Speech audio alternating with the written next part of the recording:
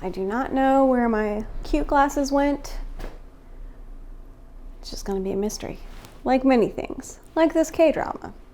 Hello everyone, I hope you're having a wonderful day, and today I'm gonna be giving you my recap and thoughts regarding episode 9 of the Korean drama Mystic Pop-Up Bar, currently up on Netflix.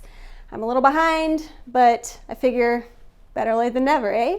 Now, I don't know how some of you guessed what seems to be happening, but we had a lot revealed to us in this episode about Woo-ju's past and why she agreed to help the 100,000 souls as her punishment, as well as more insight into the evil spirit that seems to be stalking whoever the crown prince is, who we still don't know who exactly it is, but it's definitely gotten way more interesting now that new information has been revealed into this episode.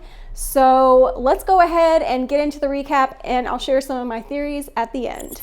We start off with Death, who we just found out in the last episode is Won-hyung, the evil spirit's father from when they were alive, which also means that Death knew the crown prince as well. I'm adding this even though this isn't brought up, but this has to mean that he knew the crown prince before he became a spirit and Death.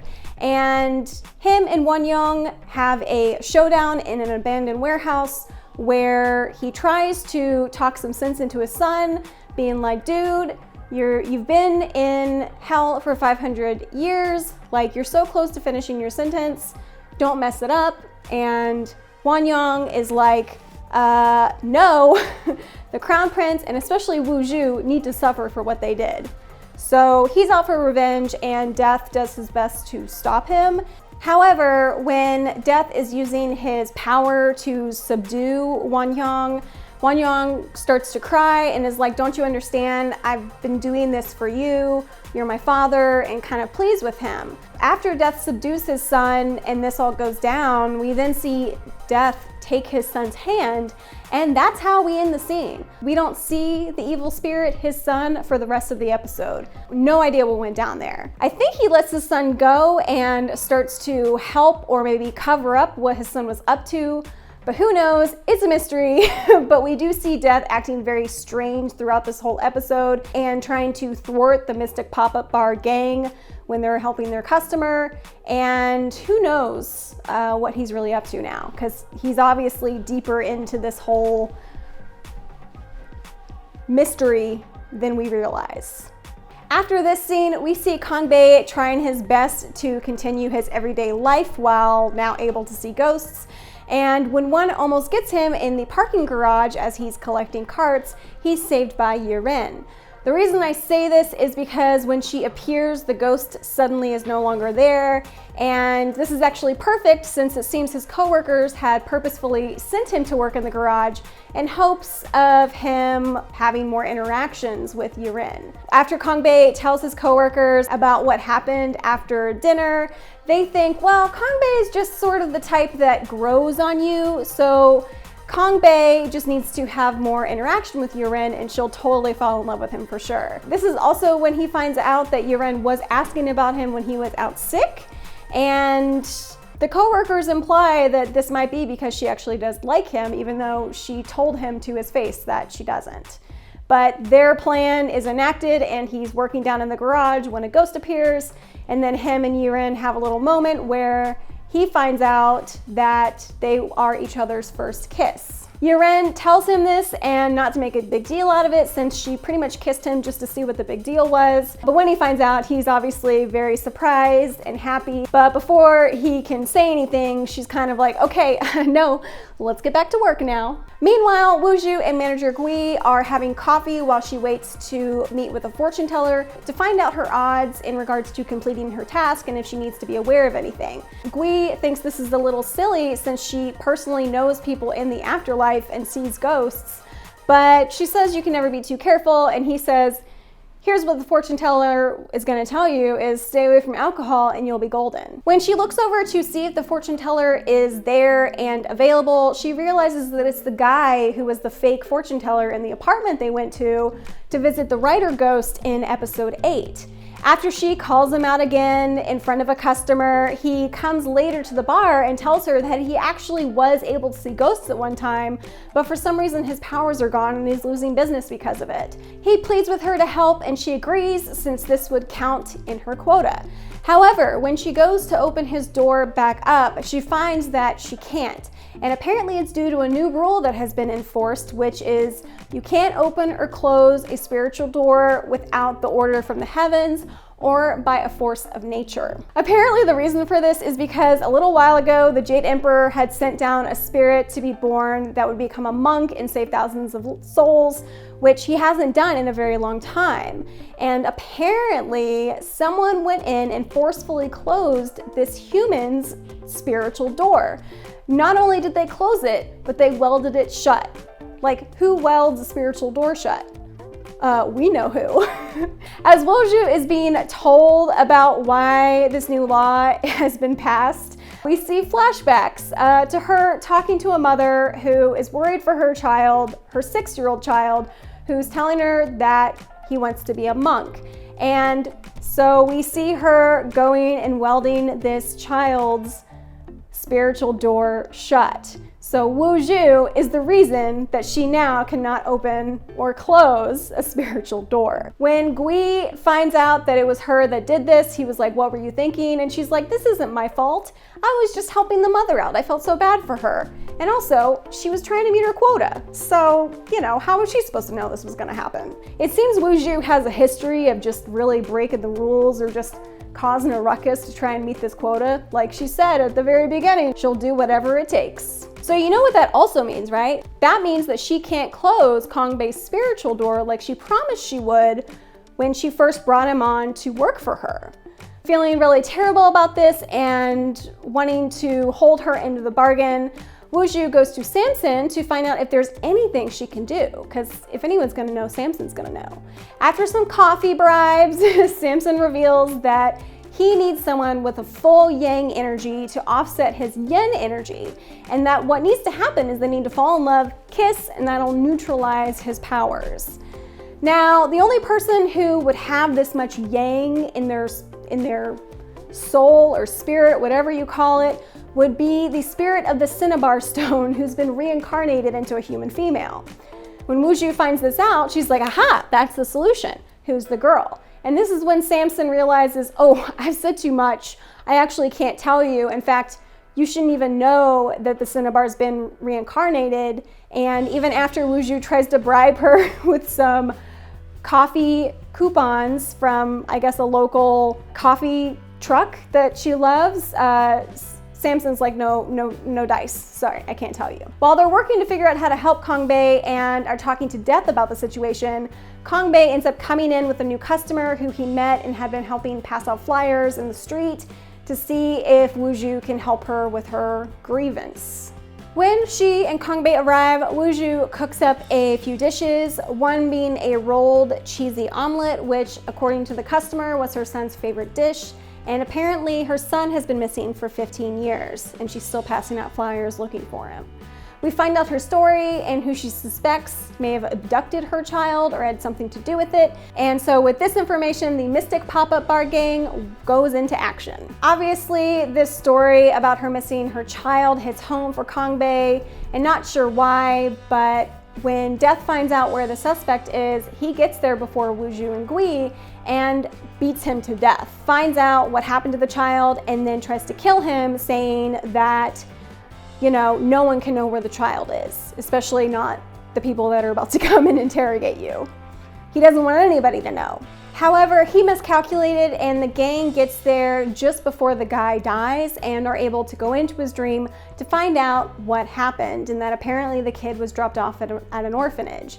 The guy apparently had a little rage moment with the kid since he'd been trying to get with the kid's mother, and her excuse, besides just not liking him, was she'd rather spend time with her son. So he picked the kid up, had his little ragey moment with him on the playground, and when he dropped him, the kid falls backwards and hits his head, knocked unconscious. Then abducts the kid and drops him off at an orphanage. Once they figure out the name of the orphanage from the almost dead guy's dream, and just in time because Gui and Woo-ju are able to get out of his dream before he passes away, and now that they have the name of the orphanage, they're able to reach out, They find out that the son was sent to the States, but he is coming back to Korea. We see later in the episode the mother meeting her son in the hospital since he's very sick, and we also find out later that he's in need of an organ transplant, and his mother starts the process of finding out if she can be a donor or not. After finding out what happened to the customer's child, Kang-bae is at work and another evil spirit arrives in front of him while he's alone in the changing room. Kang-bae is very, very scared, but luckily Death is there and turns the evil spirit into a red marble. How convenient that Death was there. Isn't that convenient? How nice of him. After Kang-bae and Death chat for a little bit, Death asks him how he knows that he can trust Gui and Woo-ju. Since his powers don't work on them like it does with people, how does he know what they're really thinking, or or that they're not just using him? Kang-bae says that he just does trust them, and even though he says this, I do feel like Death kind of pushing this thought into Kang-bae's head does lead him to blowing up a little faster in the next situation that he's put in, which is overhearing Woo-ju and Gui discussing the fact that they can't actually close his spiritual door. When he hears Woo-ju and Gui talking later in the evening about how they aren't able to close his spiritual door, he loses it, calling Woo-ju a liar, and that of course she's just using him like she uses everybody else, and kind of calls her a hypocrite since she seems to be doing things to him that she hates in other people. And after, word vomiting all of his rage and upsetness at them, he runs away from the pop-up bar, we assume, to never speak to them again. He calls in sick the next day at the grocery store, and Gui actually finds him fishing on a lake somewhere. This is when Kang-bae shares with Gui about his childhood in the orphanage, how he was really ostracized there for the fact that when people touched him, people just ended up sharing or word vomiting their feelings, and nobody likes to do that. And how when he did sometimes get adopted, it didn't last very long. Because of this, he'd never really had anyone in his life until Gui and Woo-ju, and that's what hurt him even more, because he trusted and cared about them and thought that they felt the same about him. But I mean, it seems like Woo-ju's been lying the whole time, and so he tells Gui to leave and he never wants to see him again. Because, even though it was Woo-ju who made the promise, Gui was there alongside her the whole time, went along with it. So he's mad at both of them. After this scene and Gui telling Woo-ju about Kang-bae, we see her visit the hospital with the customer to see her son. This is when it's revealed that she knows what it's like to lose a child, and with that, I was shook. In the next scene, we see Kang-bae working at the store, and Samson appears and asks to speak with him. After complimenting him on how good looking he is, she then tells him that Woo-ju just came to her and agreed to sign a contract to find out who the reincarnated Cinnabar is to help Kang-bae. In the contract, it states that she will forego the 100,000 souls and will go to hell and not be reincarnated ever. This is also when we find out why she first agreed to the saving of 100,000 souls. Obviously, we saw in that episode when she was first reading the scroll that before whatever she read on there, she was like, I don't care, send me to hell. But whatever was on that scroll is what made her agree to the 100,000 souls quota agreement. And that is because she was apparently pregnant when she hung herself from the spirit tree. And because she was pregnant, that child was sort of involved in the death of the spirit tree. And since the spirit tree is pretty much plagued with bad luck for 1,000 years, the baby's soul will be reincarnated into a human with very bad luck and a horrible life thousands and thousands of times over. Woo-ju, feeling like this is not fair because obviously this baby hadn't even been born, it wasn't its choice, agrees to the 100,000 souls, not just to possibly save herself and be able to be reincarnated one day, but to save the soul of her unborn child. So of course she signed this contract saying, hey, I forego my 100,000 souls in reincarnation, I'll go to hell, because as long as she gets those 100,000 souls, her baby, her unborn child, will still be able to live a good reincarnated life one day if she does what she's supposed to. So we find out that it's obviously never been about her, it's been about saving her child's soul, which is crazy. When Sung-jae is told about this from Samson, he is shocked and asks her to stop it from happening. But Samson is like, it's too late, and I just wanted to let you know, since she's probably not going to tell you, and I don't want you and Woo-ju to be fighting anymore, especially with what she's about to go through. I think that Samson also knows a little more about Woo-ju and Sung-jae's relationship than she lets on. Like, she is the person that gives those conception dreams, so suspicious. Meanwhile, Gui is updating Death at a local convenience store about everything that's been going on with the customer and how when they found the suspect, he had already been attacked by something, and it didn't look like he'd been roughed up by a human, but by an evil spirit. And Death asks, do you want me to look into it, see if it's the evil spirit you've been looking for? And Death is like, no, you need to focus on Woo-ju and making sure she meets her quota. However, I think that Gui may be catching on to the fact that something is going on with Death, because he brings up to Death, hey, why didn't you eat noodles? You always eat noodles when we're at the convenience store. And Death is like, oh, I already ate, I'm not hungry. But Death is upset that his plan was thwarted and they were still able to find the customer's child. Now the question is, why didn't he want them to find the child? Is it because of maybe the orphanage that the child was at? Could it also just be something simple as he's helping his son cause Woo-ju to fail, so now he's trying to keep Woo-ju from succeeding in her mission secretly? I think that's what he's trying to do. Either way, Death is very upset that they were still able to succeed in their mission, even though he tried his best to stop it from happening. That evening, Sung-jae goes to the Mystic Pop-Up Bar to confront Woo-ju about the contract she signed and tells her that he can't let her do it and that they can find another way. She asks Sung-jae not to worry about it and to just keep helping her meet her quota so that she can leave this earth honorably. Thinking back on what Samson said about her wanting to save her child's soul, he agrees, and she also asks that he not tell Gui or Death about her signing the contract. After apologizing, Gui comes in, surprised to see Sung-jae, but also happy, and is told that he and Woo-ju made up, and Gui says he'll go with Sung-jae to the store to get eggs, since that is his assignment now that he's back at the pop-up bar. While they walk, Gui fills Sung-jae in on what's going on with the customer and her son, and how this must be part of the grand plan since she met her son right at the time that he needs an organ transplant. This is when Sung-jae says out loud that he's going to start thinking of himself not as abandoned, but as someone who's being looked for. And Gui really likes this new outlook that he has on life, and the fact that he was left in an orphanage doesn't mean he was abandoned.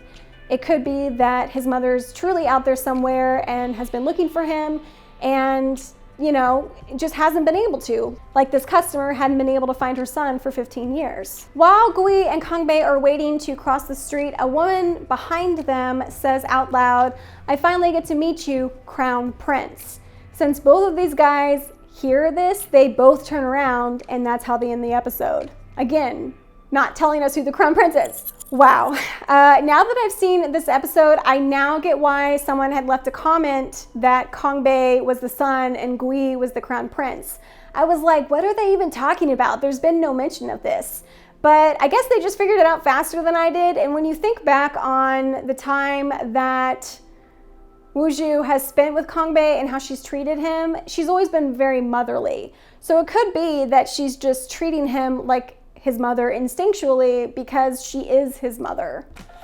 But it's so crazy because it's her unborn child. Once it's in the tummy, it has its own spirit, so it didn't even get to go out into the world before its soul was ruined. Like, poor baby. So I see why Woo-ju is pretty upset and wanting to help her unborn child in this whole situation. That's crazy. That's a twist for sure. So yeah, my theory still stands that Gui is the Crown Prince. Why don't they just say it? I don't know. But I also think that with the new information that Yurin is the reincarnated soul of the Cinnabar Stone. And that's why she's able to neutralize Death's magic in that earlier episode.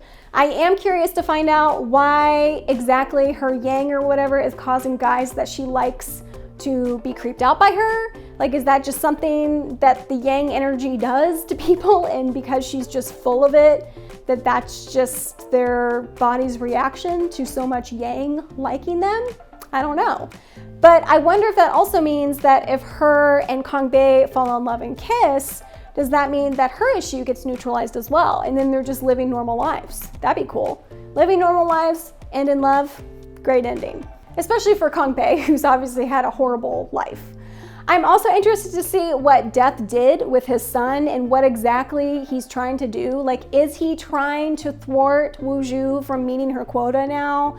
The fact that we now know that he is the evil spirit's son, and they're both from the time of when the Crown Prince and Woo-ju were alive, and he's been working with Woo-ju this whole time.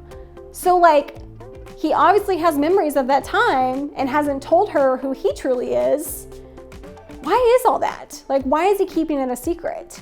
And he's been like keeping tabs on her all this time. I've been thinking this for several episodes. Death knows more than he's letting on. And it seems like he's turning a little evil himself. He can't succeed. I mean, he tried and already failed. So yeah, like, what did he do with his son? What's gonna happen with Death? We don't know. I'm curious to find out.